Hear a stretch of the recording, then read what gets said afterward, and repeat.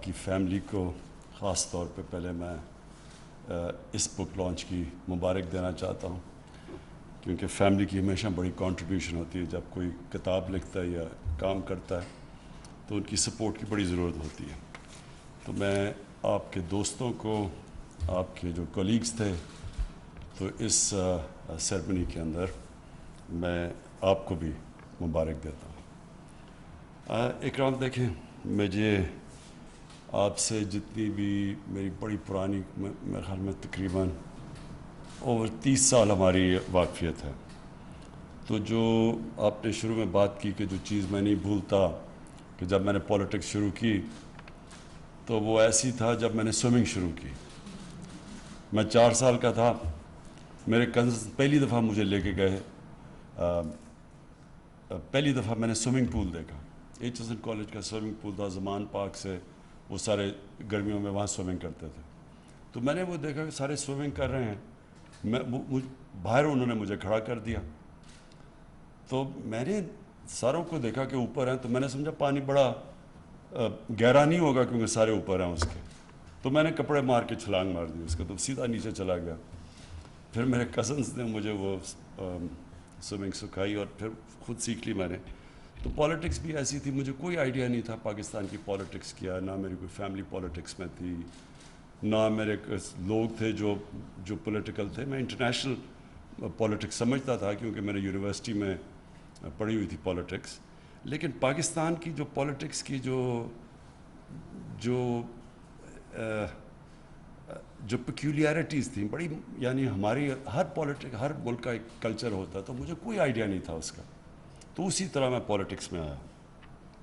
تو مجھے جو یاد ہے کہ آپ نے مجھے ایک اپنا گارڈ پرووائڈ کیا پہلی دفعہ جب میں پالیٹکس میں آیا، کیونکہ پاکستان میں یہ تھا نا، جب آپ چیلنج کرتے ہیں، اور میں نے دونوں کو چیلنج کر دیا، یعنی وہ دونوں نے مجھے باری باری کوشش کی کہ میں ان کو جوائن کر جاؤں، ایک طرف پیپلز پارٹی، نون لیگ، اور دونوں کو میں جانتا تھا۔ بے نظیر میرے سے میری دوستی تھی، اور نواز شریف کو آپ کو پتہ ہے اس کو کرکٹ کا زیادہ شوق تھا، بائی چانس پرائم منسٹر بن گیا۔ تو میں کیونکہ پرسنلی ان کو جانتا تھا، تو دونوں نے بار بار مجھے آفرز کی، تو میں تو آیا ہی ان کی کرپشن کے اگینسٹ تھا، تو اس لیے پھر میں نے دونوں کو ایک وقت پہ چیلنج کیا، اور پھر وہ ہوا جو میں نے پہلے چھلانگ ماری تھی پانی میں، سیدھا نیچے چلا گیا۔ تو تب آپ نے مجھے ایس ایم ایس کا آپ کا گارڈ پرووائڈ کیا، مجھے یاد ہے، اور ہمیشہ آپ کو فکر رہی کہ اس کو، یہ سارے مافیاز کے سامنے ایک ہی وقت پہ کھڑا ہو گیا تو اس کو ضرورت ہے گارڈ کی۔ تو وہ تو ایک سائڈ تھی۔ دوسری جو آپ کی رائٹنگز ہیں، دیکھیں آپ کی رائٹنگ میں 2 چیزیں جو مجھے بہت پسند ہیں۔ ایک کہ آپ کی رائٹنگ ہمیشہ اس میں پیٹریوٹزم نظر آتی تھی، ملک کی تکلیف، ملک کی درد نظر آتی تھی۔ آپ جب لکھتے تھے تو وہ اس طرح ایک انسان لکھتا ہے جس کو ملک کی تکلیف، اور وہ سمجھتا ہے کہ ملک بہتر کر سکتا تھا، ملک اپنے پوٹینشیل پہ نہیں پرفارم کر رہا، ملک میں خامیاں، اگر یہ خامیاں دور ہو جائیں تو ملک بہتر ہو جائے گا۔ تو یہ کنسسٹنٹلی آپ کی تھیم رہی ہے، اور یہ مجھے ہمیشہ اس لیے پسند ہے کہ دیکھیں، میں اگر کرکٹ سے دیکھوں کہ کرکٹ میں 21 سال میں انٹرنیشنل کرکٹ کھیلا، تو 2 ٹائپ کھلاڑی ہوتے تھے کرکٹ میں، ایک وہ جو اپنے لیے کھیلتا تھا اور ایک جو ٹیم کے لیے کھیلتا تھا۔ ہمیشہ ٹیم ڈسٹنگوش کرتی ہیں ان مختلف ٹائپس کے اندر۔ جو اپنے لیے کھیلتا ہے کبھی ٹیم اس کی عزت نہیں کرتی۔ میں نے جتنی بھی اپنے کریئر میں دیکھا، جو عزت کسی کی ہوئی، جو ٹیم رسپیکٹ کرتی تھی، وہ ٹیم پلیئر کی تھی، جو ٹیم کے لیے جان مارتا تھا۔ اسی طرح قومیں ہمیشہ ان کو یاد رکھتی ہیں جو قوم کے لیے درد رکھتے ہیں، جو قوم کے لیے کوشش کرتے ہیں۔ اپنے لیے تو انسانی تاریخ میں کتنے لوگ آئے، اربوں پتی بن گئے، پیسے بنائے، باہر پیسہ بھی لے گئے، اپنے لیے جیے، تو کبھی بھی قوم ان کو نہیں یاد رکھتی۔ اور جو ہمارے انڈین سب کانٹیننٹ کے اندر جو ٹریڈیشن ہے، جو صوفی ٹریڈیشن ہے، آپ دیکھیں کہ اگر ہم یہ گیون ہے قرآن کے اندر کہ عزت اللہ کی طرف سے آتی ہے، یہ ہمارا ایمان کا حصہ ہے، تو آپ دیکھیں کہ یہ جو ہمارے بڑے بڑے بزرگ تھے، داتا صاحب، بلے شاہ، بابا بلے شاہ، بابا فرید، ابھی بھی لاکھوں لوگ ان کو جاتے ہیں سلام پیش کرنے کے لیے. تو کیا وجہ تھی؟ کیونکہ وہ انسانیت کے لیے آئے تھے. ان کی ساری کوئی اپنی ذات کے لیے نہیں آئے تھے, ان کی ساری زندگی انسانیت کی زندگی بہتر کرنے کے لیے آئے تھے. تو اسی طرح جو بادشاہ بھی کوئی آیا دنیا میں کسی ملک میں, تو کس نے, قوم نے کون سے لیڈر کی یا بادشاہ کی عزت کی؟ ہم کیوں قائد اعظم کی عزت کرتے ہیں جب تک پاکستان رہے گا قائد اعظم کی؟ کیونکہ قائد اعظم نے ذات کے لیے پالیٹکس نہیں کر رہے تھے.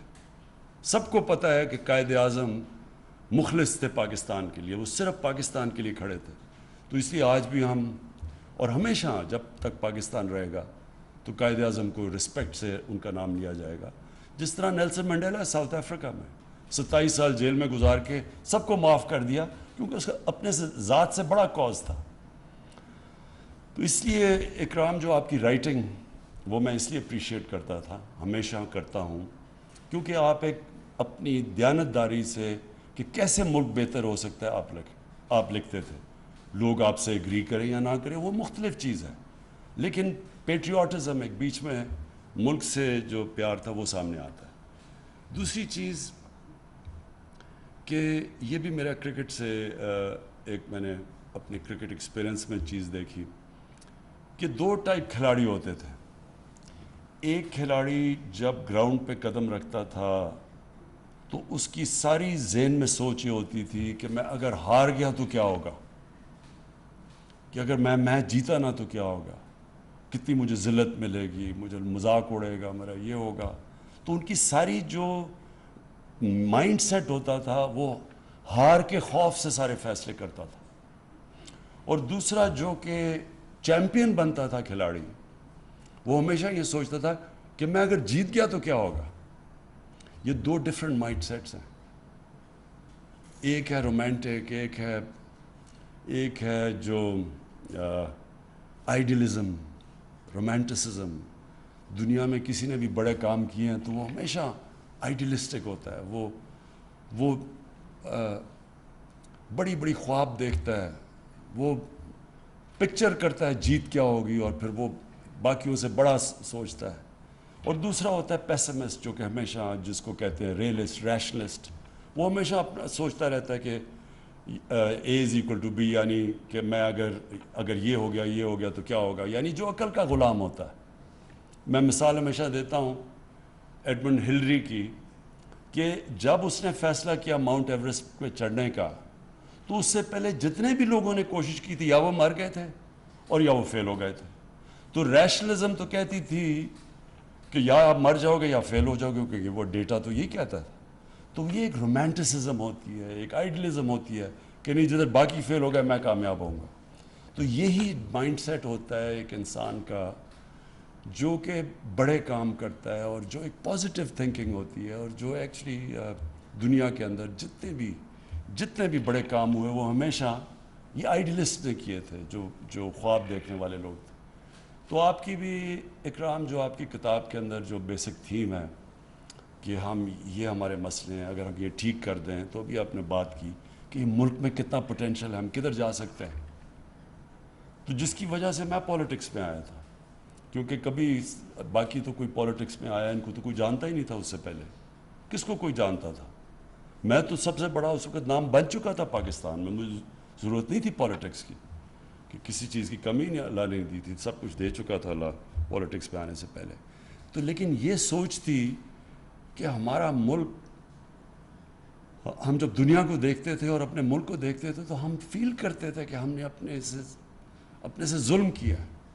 ہم نے اس ملک سے جو اللہ نے یہ نعمت, پاکستان کا نام جو اللہ کی نعمت ہے, اس سے ہمیں انصاف نہیں کیا. تو پھر 2 چیزیں ہو جاتی تھی, کیا چپ کر کے ہر روز شام کو اپنے آپ کو ڈپریس کر کے سو جاؤ, ڈنر ٹیبل پہ جاؤ اور کہو یہ برا ہے وہ برا ہے سو, یا پھر آپ جد و جہد کریں, فائٹ کریں اپنے ملک کے لیے. اور میں یہ سمجھتا ہوں آپ کی طرح کہ اگر ہم اس ملک کے لیے فائٹ کریں, اور جب سے میں یہ تقریباً 3 سال ہو جائیں گے اب, اس اللہ نے اس میں بہت پوٹینشیل دی ہے.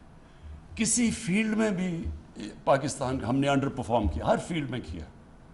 جو آپ نے بات کی ہے منرل ویلتھ مجھے تو خود ہی اندازہ نہیں تھا کہ ہمارے پاس کاپر گولڈ ریزروز ہیں. مجھے تو یہ نہیں اندازہ تھا کہ ہمارا ایگریکلچر میں کتنا پوٹینشیل ہے. ابھی میں نے کورینس سے مل کے آیا ہوں جو پاکستان میں اب ہمیں مدد کر رہے ہیں ٹیکنالوجی ٹرانسفر پہ.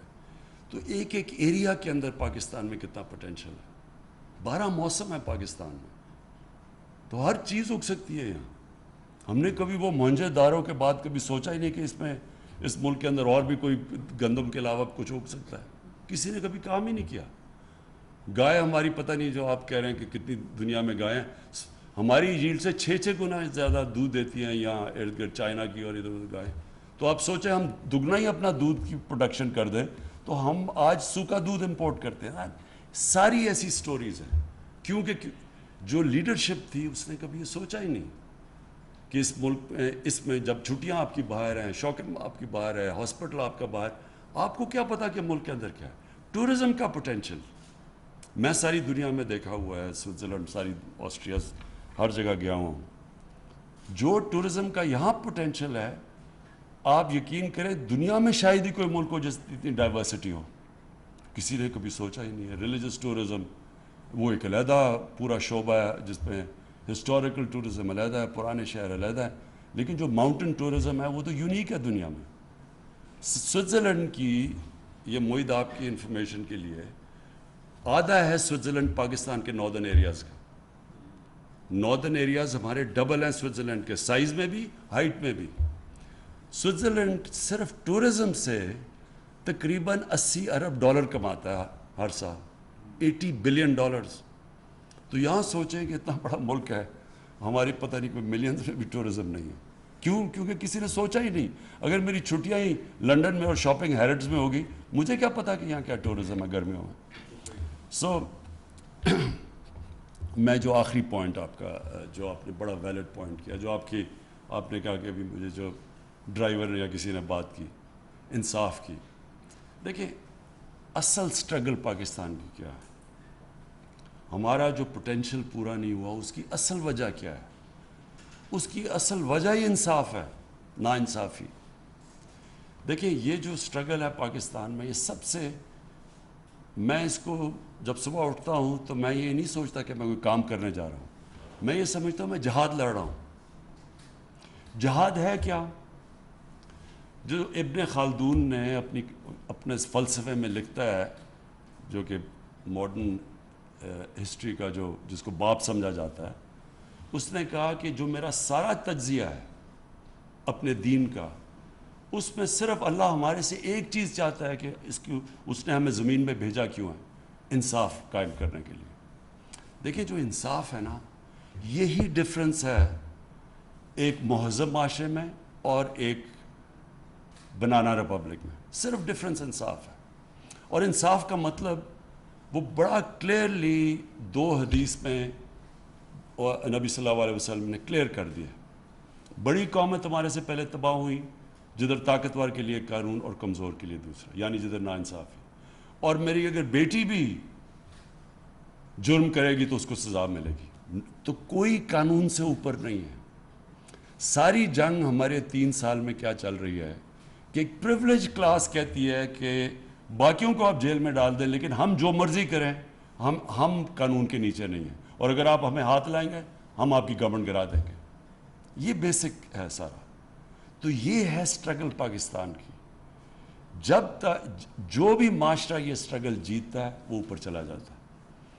وسائل کی وجہ سے آپ کبھی بھی امیر ملک نہیں بنتے, نہیں تو سوئٹزرلینڈ تو غریب ترین ملک ہوتا, وہاں تو کوئی وسائل ہی نہیں ہے. لیکن امیر ملک بنتا تب ہے جس کے اندر رول آف لا ہوتا ہے, قانون کی حکمرانی ہوتی ہے, طاقت کی حکمرانی نہیں ہوتی. طاقت کی حکمرانی جنگل کا قانون ہے, مائٹ از رائٹ. انسانی معاشرہ بنتا ہی انسانی معاشرہ تب ہے جب اس کے اندر رول آف لا ہوتا ہے. یہ جو رول آف لا ہے, اس کے لیے ایک معاشرے کے اندر اس میں مورل ویلیوز اور مورل سٹینڈرڈز اور مورل اتھارٹی چاہیے, نہیں تو آپ انصاف نہیں کر سکتے.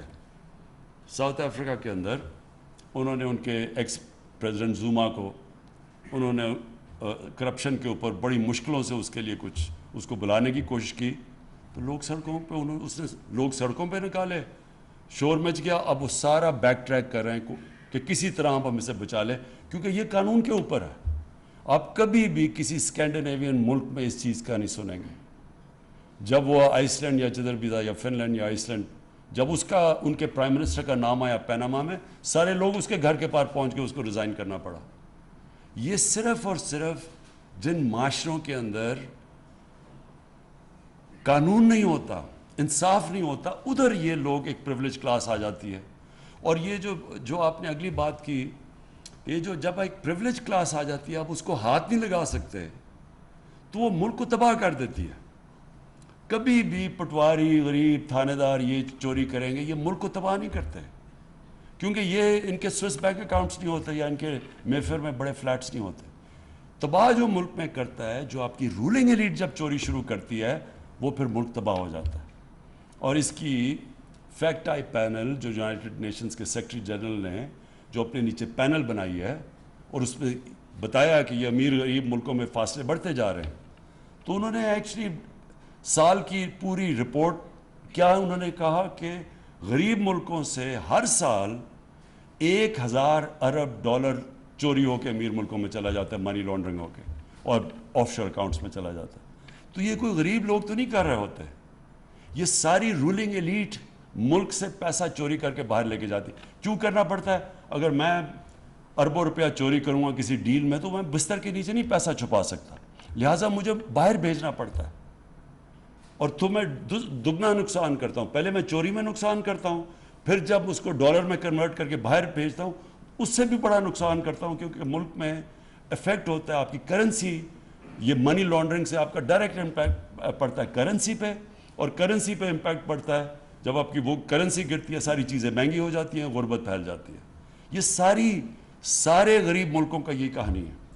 ہر جگہ لوگ بیٹھے ہوئے, ان کے حکمران جن کے بڑے بڑے محلات ہیں ساؤتھ آف فرانس میں, باہر آف شور اکاؤنٹس ہیں, سارے غریب ملکوں کا یہ حال ہے. اس لیے وہ غریب نہیں ہیں کہ وسائل کی کمی ہے, اس لیے غریب ہیں کہ ان کی بھی رولنگ ایلیٹ اس طرح جو ہمارا انہوں نے جس کو اس ملک کو پلنڈر کیا ہے, وہ یہی کر رہے ہیں سب. سو وہ اسٹرگل اصل میں یہ ہے ان کو قانون کے نیچے لانے کی. جب آپ رولنگ یہ طاقتور کو لے کے آتے ہیں قانون کے نیچے, تو پھر وہ جو حدیث ہے کہ بڑی قومیں تمہارے سے پہلے برباد ہوئی. جب آپ پریویلیج کلاس کے لیے ایک NRO دے دیتے ہیں ان کو, اور غریبوں کو جیلوں میں ڈالتے ہیں, تو وہ پھر حضرت علی کا قول ہے کہ کفر کا نظام چل جائے گا, لیکن یہ جو ظلم اور نا انصافی کا نظام ہے, یہ کبھی بھی نہیں چلا, یہ چل ہی نہیں سکتا کبھی. اور اس لیے ملک کے اندر یہ ہم پوری کوشش کر رہے ہیں لوگوں کو اس چیز کی اویئرنیس دینی. اس کے اندر انفارچونیٹلی ہوا کیا ہے, جو ہماری خاص طور پہ پچھلے 35 سال کے اندر یہ جو اوپر جو کرپٹ مافیا ہے, یہ جو دو بڑے خاندان آئے ہیں جنہوں نے بے دردی سے ملک کو لوٹا ہے, انہوں نے جو سب سے بڑا ڈیمیج کیا ہے, پیسے سے بڑا ڈیمیج کیا ہے, انہوں نے کرپشن کو ایکسیپٹیبل کر دیا معاشرے میں. لوگ کرپشن کو برا نہیں سمجھتے. آپ کسی بھی, میں انگلینڈ کے اندر جتنی بھی ٹائم گزارا ہوں, کسی پولیٹیشین, بزنس مین, خاص طور پہ پولیٹیشین, اس کے اوپر اگر کرپشن کا ایلیگیشن لگ جاتا ہے کہ پبلک کا پیسہ چوری کرے, نہ وہ کوئی اس کو پارٹی پہ بلاتا ہے, نہ اس کو کوئی کھانے پہ بلاتا ہے, نہ ان سے کوئی ملنا چاہتا ہے, ان کی ٹوٹل معاشرے کے اندر ان کو آسٹرسائز کر دیا جاتا ہے. اگر آپ بدقسمتی سے اگر وہ ٹی وی پہ چلے جائیں تو ان سے وہ حال ہوتا ہے جو اسحاق ڈار کا ہوا تھا ہارٹ ٹاک کے اندر. کوئی بخشتا نہیں ہے ان کو, پبلک کی پیسے کی چوری کی کوئی معافی نہیں ہے وہاں. تو معاشرہ لڑتا ہے اس سے. ہمارا انہوں نے ظلم یہ کیا ہے کہ 35 سالوں میں آہستہ آہستہ لوگ ایکسیپٹ کر بیٹھے ہیں کہ ہاں جی کھاتا ہے تو لگاتا بھی ہے. اس طرح کی فولش چیزیں کر دیتے ہیں کہ اچھا جی ایک زرداری سب پہ بھاری, وہ پیسے چوری کیے ہوئے ملک کے.